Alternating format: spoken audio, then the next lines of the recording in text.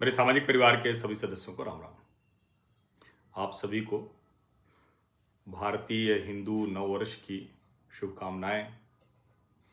आज से नवरात्र भी शुरू हो गया, तो माँ शैलपुत्री का आज आराधना का दिन है, तो आप सबने उसकी भी शुरुआत की होगी, उसकी भी शुभकामनाएं। और भारत के हर हिस्से में लगभग आज से ही स्थानीय पारंपरिक सांस्कृतिक तरीके से नव वर्ष की शुरुआत होती है। और इसीलिए हम कहते हैं ना, कैलेंडर ईयर हमारे लिए ठीक है नहीं, वो अंग्रेजी वाला ठीक नहीं है, वो होना वही चाहिए। लेकिन अब चूंकि आदतें बिगड़ गई हैं तो सुधरते सुधरते लंबा समय लगेगा, क्योंकि यहाँ तो सब फसल चक्र, ऋतु चक्र उसके हिसाब से बदलता है ना। ऐसे क्या हुआ कि मतलब कड़कड़ाती हुई ठंड में आधी रात को कहे हैप्पी न्यू ईयर, तो खैर ठीक है, जो जो मनाए उसमें कोई दिक्कत नहीं है। अब मूल बात ये कि हैप्पी तो दुनिया में कुछ चल नहीं रहा है।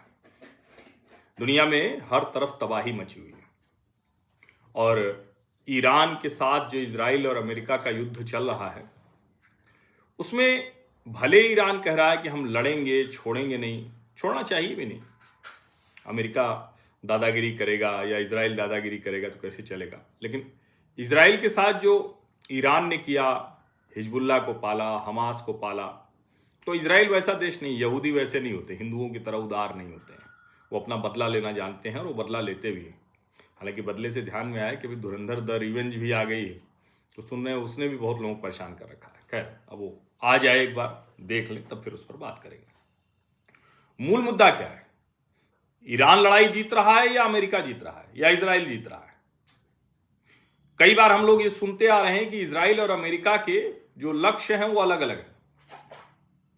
इजराइल चाहता है कि ईरान को हमेशा के लिए तबाह समाप्त कर दिया जाए, अमेरिका चाह रहा था रिजीम चेंज हो जाए। अब रिजीम चेंज तो नहीं हो पाया, तो अमेरिका का लक्ष्य तो पूरा नहीं हो पाया, लेकिन तबाह बर्बाद तो बहुत हद तक हो गया है। फिर भी अभी बहुत कुछ बचा हुआ है। लेकिन सवाल यह है कि क्या उसके पास, जो ट्रंप कहते हैं कि इनकी हमने आर्मी, मिलिट्री, नेवी, सब जो इनकी कैपेसिटी थी, कैपेबिलिटी थी, वो खत्म कर दी, तो क्या अब कुछ बचा है? और ये कुछ मिसाइल और ड्रोन मार के भला युद्ध लड़ा या जीता जा सकता है? जिस तरह की तबाही दिखी है, जैसे इमारतें जमींदोज हो गई, वो साफ बता रहा है कि ईरान बर्बाद हो चुका है। दुर्भाग्यपूर्ण है कि दुनिया का एक ऐसा देश वो पूरी तरह से बर्बाद हो जाए। लेकिन अब जो खबर आई है, जिसको 2 दिन पहले जो आई, अली लारिजानी के मारे जाने की खबर, वो साफ बता रही है कि अब ईरान पूरी तरह से समाप्त हो रहा है। उसके संकेत मिलने लगे।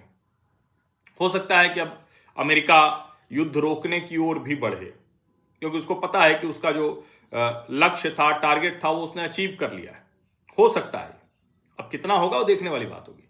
लेकिन क्यों मैं कह रहा हूं कि अली लारिजानी के मारे जाने के बाद ये हो गया? वहां की जो एक आर्मी थी, वो भी जो है, जिसको कहा जाता है ना कि वहां की लोकल आर्मी है, बड़ी कट्टर आर्मी है, उसको भी मार गिराया। अब ये अली लारिजानी के बारे में ये जानना बहुत ज़रूरी है, और चूंकि हमारा सामाजिक परिवार तो हर जानकारी रखता है, तो ये जानकारी भी उसको होनी चाहिए। Ali Larijani Ayatollah Ali Khamenei के सबसे नज़दीकी थे। अली लारिजानी वैसे पैदा तो हुए थे नजफ, इराक में 1957 में, और उसके बाद फिर वो उनका जो जन्म हुआ था वो शिया क्लेरिक के घर में जन्मे थे, और उसके बाद फिर वो धीरे धीरे अयतुल्लाह रोहेल्ला खोमेनी उनके नज़दीक हुए। और जो लारिजानी का परिवार है, वो ईरान का one of the most influential political family मानी जाती है। ईरान की one of the most influential, ये समझिए आप इसको। और कई लोग इसको इस तरह से कहते हैं कि जैसे कैनेडी परिवार अमेरिका में ताकतवर है, वैसे ये माना जाता है। अब उनका एक भाई सादिक जो है, वो ईरान की जुडिशरी का हेड रहा है। दूसरा भाई मोहम्मद जवाद, वो सीनियर डिप्लोमेट, वो खामेनेई के बहुत नजदीकी था, विदेश मामलों में खामेनेई उसकी सुना करते थे। तो एक तरह से लारिजानी फैमिली बड़ी ताकतवर फैमिली थी। उस अली लारिजानी को इजराइल ने अटैक में मार गिराया। और जो वहां की IRGC है, ईरान रिवोल्यूशनरी गार्ड कोर जो है, तो IRGC के वो एक तरह से कहें कि वही हैंडल करते थे।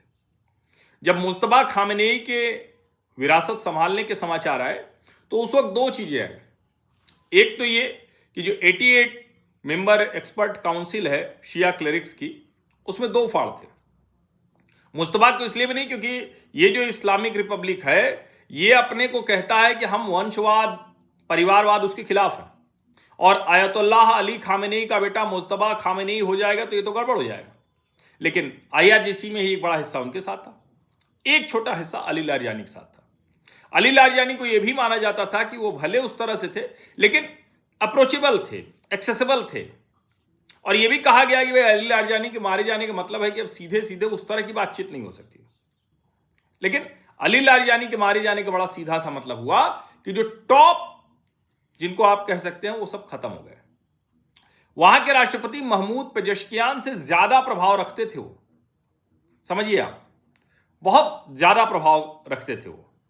और ये ईरान के कल्चर मिनिस्टर रहे 1990 के दौर में, और उस वक्त उन्होंने जिसको कहते हैं ना कि जिसको आज का ईरान कहते हैं उसको लाने में बड़ी भूमिका इन्होंने अदा की। पार्लियामेंट के स्पीकर रहे 2008 से 2020 तक, और उसके बाद ये सुप्रीम नेशनल सिक्योरिटी काउंसिल के हेड रहे। 2021 में ये जो चाइना के साथ डील हुई 25 साल की कॉम्प्रिहेंसिव स्ट्रेटेजिक डील, तो उसके निगोशिएटर्स में से ये थे, ये समझिए आप। और एक तरह से सबसे पावरफुल यही व्यक्ति थे। आज के जो कहें कि हालात हैं, तो जब तक ये थे तब तक ये माना जा रहा था कि इन्हीं से सब कुछ हो सकता है।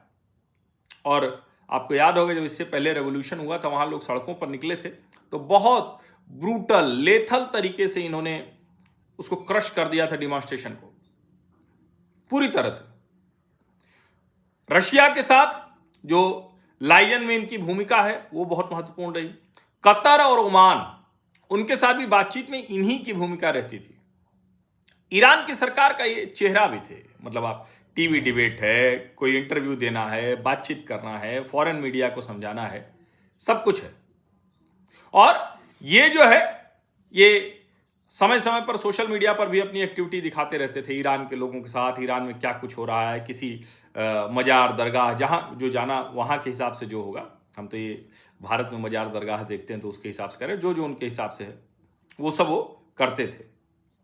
और जो मसूद पेजेश्कियान, जो मैंने कहा ना कि वो डॉक्टर थे और एक समय में माना जा रहा था कि उनकी ताकत है और वो थोड़ा मॉडरेट फिगर माने जाते थे ईरान की लीडरशिप में, लेकिन अली लारियानी ने इनको पूरी तरह से एक तरह से कहें कि किनारे कर दिया था। अब सबसे नजदीकी भले ये खामेनेई के थे, लेकिन इनके साथ मुश्किल क्या थी कि ये वो नहीं थे जो शिया क्लेरिक बन जाना होता है ना, जिसके बाद आप आयतुल्लाह हो सकते हैं। आयतुल्लाह एक उपाधि है, तो वो नहीं हो सकते थे।